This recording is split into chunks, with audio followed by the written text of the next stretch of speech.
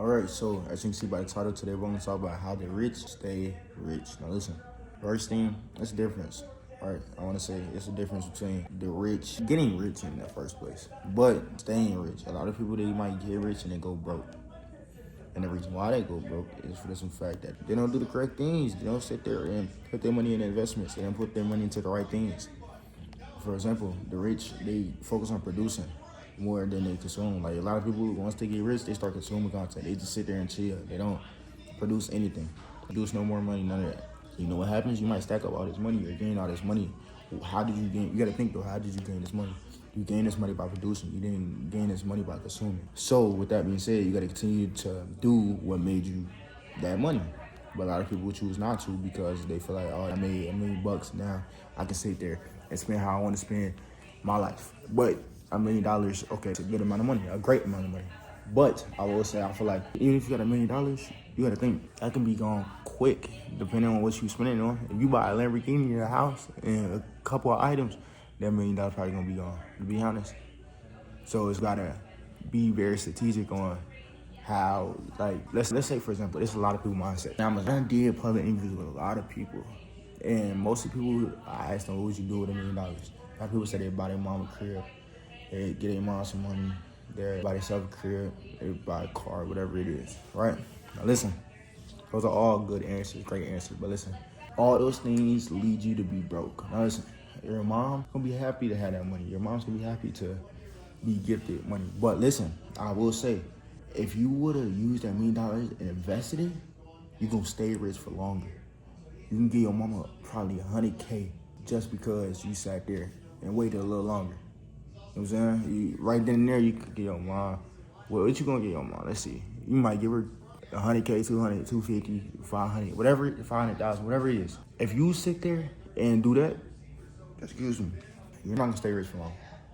It's for some fact that you didn't go invest. That $1 million could probably make you 100,000 a year, and you don't have to do nothing. And you're gonna continue to get that 100,000 each year after year after year, and it's gonna continue to expand throughout the years.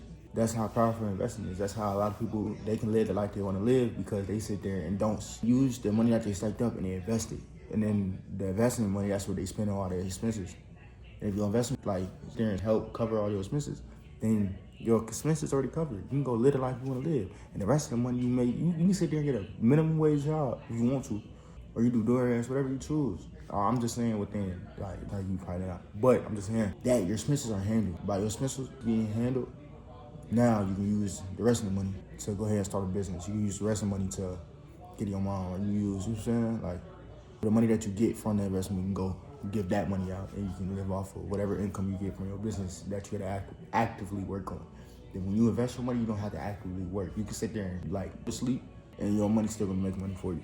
You can sit there and chill for the next 2 months and you still gonna continue to get them paychecks. You can chill for the next 2-3 years and you're gonna continue to get them paychecks. That's not money you gotta actively work for. It's the money that you sat there and worked for already, or you got already and you stacked it up and you put it into investments, and then now that's why a lot of these rich people have so much freedom, because they say, okay, invest, and then now I'm gonna go ahead and chill because I already stacked up all the money I need to stack up.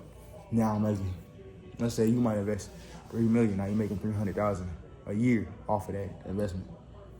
So it's kind of like just get smart, not hard. If you sit there and have $3 million and you sit there, and don't get me wrong, it's not gonna be easy to get that money. But we're talking about getting rich. We're talking about once you're rich, how to stay rich. Because a lot of people tend to not know that. A lot of people don't tend to look at that. They don't really have a plan to stay rich. They just have a plan to get rich. And once they get rich, they don't know what to do with their money. Or they just want to give it all away. Or they want to sit there and they want to spend it all, to be honest. Not do nothing productive, just spend it all. Don't get me wrong, a house is an investment, but to be honest, they're going to probably live in that house, which is cool. It's an investment. I'm not going to say that it's not, but I will say if they sat there and rented it out, now it's really investment. Now it's cash flow income. Now, that's passive income pretty much. You got to actually work on different things unless you have a manager like that runs the house and helps you with the house and all that. But if not, then you got to actually work on the house. But with investment, you got to do nothing. All you got to do is download the app on your phone, put the money in the app, put it in different stocks that's going to give you the money that you want. You can ask ChatGPT, what stocks should I invest in if I want to get paid every week? I have $1 million to invest and I want to make $100K a year from that $1 million. They're gonna most likely tell you the stocks to invest in that's gonna pay you weekly from dividends. You don't know what dividend is? Look it up. But dividend, I'm gonna give you my example of dividend, but you can also look it up. But listen, dividend pretty much is when you invest in a stock, they give you a percentage of what you invested. And it also goes up, so it's a win-win. But it kind of pays you to invest. That's how I used to look at it. So it's very helpful. So do your research on dividends for sure. But what's some more notes? And also, let's say you got $1 million, you're already rich, or you already have a lot of money. You invest in the asset. A lot of people invest in liabilities. They don't even invest. They put their money in the liabilities instead of investing in assets. Assets, here's some of assets. Real estate is assets, depending on how you do it. You can have all these real estate properties and live in them, yes. But it's smart to rent it out. But you can also live in it, which will help the value go up, whatever it is. Another thing, franchises. A lot of people like franchises. A lot of people are into franchises. Those are good. You know what I'm saying? You can buy a company. Not a company, buy a store, open up the store, help run the store. You gotta do meetings, stuff like that to make sure everything's running right, make sure everything's going well, stuff like that. But franchises, a lot of people got franchises. Rick Ross got franchises. Shaq got, a lot of people got franchises. And I feel like Shaq and Rick Ross and people like them, they got a busy schedule most likely. Now listen, if they have the time to sit there and spend whatever it is amount of time on meetings and stuff like that for their franchises, and they got like over probably 10 plus, then you can too. You just gotta figure out how they did it. Even if you gotta ask them, bro. Listen, you go to the right places, you gonna end up seeing these people. You can ask them, yo, what's your advice running a franchise? Listen, now I ain't gonna lie, a lot of people who famous stuff like that, they most likely get caught off guard for the simple fact that you're asking questions that people don't usually ask. And because a lot of people, they ask for pictures, they ask for, you know what I'm saying, whatever it is. But a lot of people don't ask for advice, or they don't ask for a certain type of advice that they know that they're good in. That's why. If you know somebody's doing something that you want to do, just ask them. If you see them, even online, but you gotta be smart though. You gotta know, okay, if I text you online, he probably not gonna reply. But if I Ross online, he probably not gonna reply. But if I see him in person, he don't got no choice but he can sit there and say, nah, I'm good. Or he can sit there and walk away, which is fine and understandable. But you get a more likelihood of him actually answering the question that you want to be answered. Like, yo, you own franchises. What's your advice, people? How do you run all those franchises with having such a busy schedule? You might say, yo, I use this company to run my franchises, whatever it is. Then you learn the method for franchises. Now, franchises, I feel like, yo, if you got money, franchises are good. And if you got a way to automate the franchises, all you gotta do is just sit there and get checks paid to you, and you just gotta sit there and make jobs for people. Bro, hey, go crazy with the franchises, because that's the back-to-back money, and it's cool to sit there and say, yo, I own this. You see that Chick-fil-A right there? I own that. You see that till right there? I own that. You see that the apartment complex? I own that. It's fire. Same thing with this person named William Rivera, I think his name is. Yeah, Amazon seller. Now I think he does something else. I think he does insurance now. I'm not sure. But he has his own apartment complex named Rivera. Tough, fire.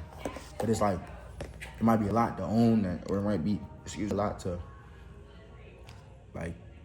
deal. You might have property managers that run the property. Again, you're most likely to talk to him than you are to Rick Ross. So, that's an investment. If you want to learn about investments and you know somebody investment, try to get in contact with them. Now listen, or try to meet them, whatever it is. For example, you know Rick Ross is going to have a conference and he is going to be, and you can get VIP, go ahead. Or if you sit there and know that his car show, that's the best way that you can probably get someone. You go to his crib, you buy that little ticket for the car show, VIP, whatever it is, and you network with different people. You're going to probably see a whole bunch of people.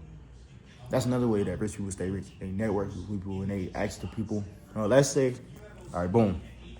Let's say you get rich off trading stocks and, You get rich off trading stocks and running a business, right? So you might have someone who got rich off of franchises, or somebody who's doing franchises once they got rich off of social media. So then you ask them about the social media side of things, and you ask them about franchises. Y'all might have a good conversation. Now y'all, you know what I'm saying? Now y'all network, Instagram, y'all exchange phone numbers, whatever it is. Then y'all proceed to talk about different business things and how he runs his business, how he does and stuff like that. Or how he sit there and does his franchise and how you do or how you want to get into franchising, stuff like that. And it's very helpful to network because you're face to face with these people. A lot of people, they might sugarcoat it online. They might not tell you everything. When you most likely with them, they're most likely to say more. I don't know, that's what it is, but they're more likely to say more. So you right in front of their face, you just gotta remember what they say. Sometimes you gotta write it down. Even when Pop Smoke was in the room with 50 Cent, he wrote down what he was saying. Whenever I see a famous person or I talk to a famous person, I write down what they say. And most of the time, I usually analyze what they say, write it down so I can remember it, so I can go back to it. Yo, this person said a lot of stuff that they say add up. A lot of stuff that they say add up. If I stay consistent, if I stay disciplined, if I don't get distracted, you're bound to be successful. And if you don't stop, you're bound to be successful. But that's cool. That's the first little hump that you gotta get over. Once you get successful, now it's about staying successful. Again, once you get rich, it's about staying rich. So a way for you to stay rich, network with others, go ahead, invest assets, don't put your money into liabilities, and change your mindset. Whenever you get a paycheck, let's say even before you get a paycheck, put your paycheck toward making more money. Listen, I don't care if it fails. I don't care if it's like an idea they have and you feel like it worked, but it didn't work. It doesn't matter. Keep going because one of those ideas are going to work. No cap. So every paycheck you get, don't put the whole thing in there because you still got bills and all that. But put some of the money towards making more money. And you're going to, week after week, you have 52 chances to sit there and be successful at something. Or even if you do it monthly, you have 12 chances out of the year to sit there and reach that success point that you want. I guarantee one of those ideas, if you do it, so listen, this is what you go with a mentor who's doing what you want to do and that you're able to get a hold of. You do a mentor, you don't have to go to the person doing it at the highest level, but if you can, go ahead and go with him. But listen, you go to a person who's doing what you want to do successfully, you ask for his mentorship, whatever it is, you pay the price, and you put the money aside each month for a mentor to teach you this. Let's say if it don't work, that's fine, that's cool. Go to the next mentor. Go to the next thing that you want to do. Now listen, don't switch. If something is working, good. Because listen, most of the time, you might have to grind for a little bit before it starts working.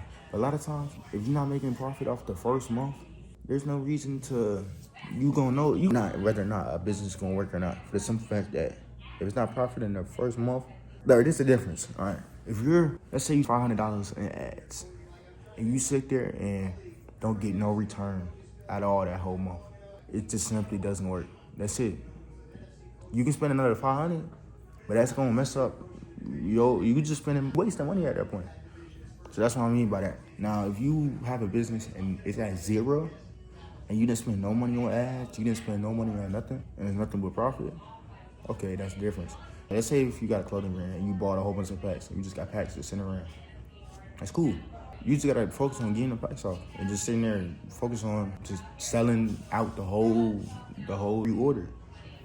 If you might not sell for 2 months, which is fine, still work on that brand, still work on selling things out, because once you sell them all out, you know, okay, at this price, I sold them, at this price, by the time I sell out all these, I'm gonna have 10K or I'm gonna have 100K. Now you can use that 10K, 100K to sit there and invest into more stock, or do it a different way. For example, you might do one drop, your drop sell. After you do a second drop, then you go ahead and use advertisement, you use social media, you use stuff like that.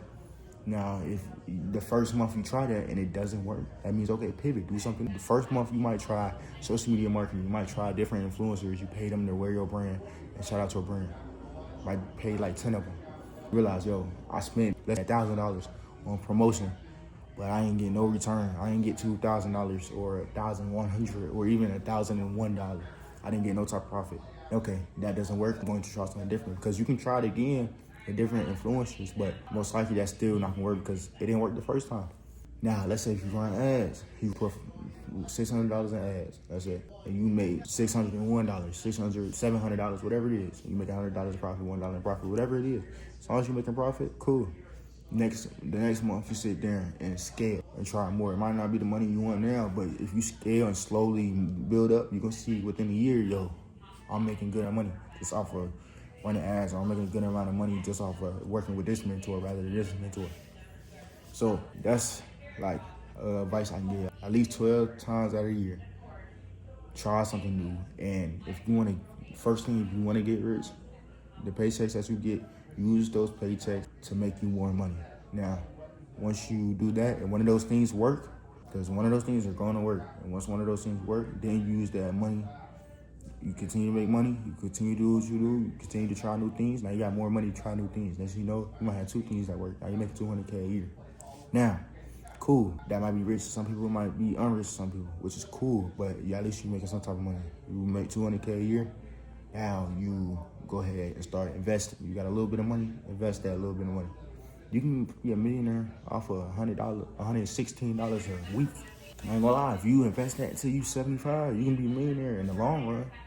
But if you don't have a whole bunch of money to put up front, listen, nothing's wrong with being a millionaire in the long run. Because some people don't even reach a million ever in life. So it's like, if you make $1 million within your lifetime, that's still good. And even if you don't get the $1 million, at least your kids get $1 million. And at least your kids sit there, and, you know what I'm saying? So let's say your kids, as soon as they turn 18, they got $1 million. And you got people around you that you told them, yo, tell them when they sit there and get that $1 million, tell them to put it into this stock or these stocks, and they're gonna pay them weekly. Now they're making $100K a year, might be $50K each, depending on how many kids you got. Whatever it is, you might say, to be honest, your investment is like $3 million. Each kid get $100,000 salary just off that $3 million. If you got like 3 kids, whatever it is, I'm just giving examples on how even if it doesn't benefit you, it at least benefit your family, help your family get a head start. Imagine when you turn 18, you got $100K. Hey, listen, or you got $100K a year. That's gonna make your life way more easier, depending on what you do. Now, if you sit there and waste your time, and you're not a real grinder, then there's a difference. You're gonna sit around and be lazy. But at least you got $100K coming in every year, and you don't gotta do nothing. As long as you don't sit there and touch that stock or pull out any money, you good. So that's why it's good to invest, even if it doesn't benefit you. But again, get rich by trying new things, using that little money that you get, put it toward more things, and then once you get rich, then you use money, the more money you got, to put it into investments, bigger investments, rather than just businesses that are making you money. If that makes sense. Hopefully that makes sense. If you made this far in the video, don't forget to like, comment, subscribe. We out.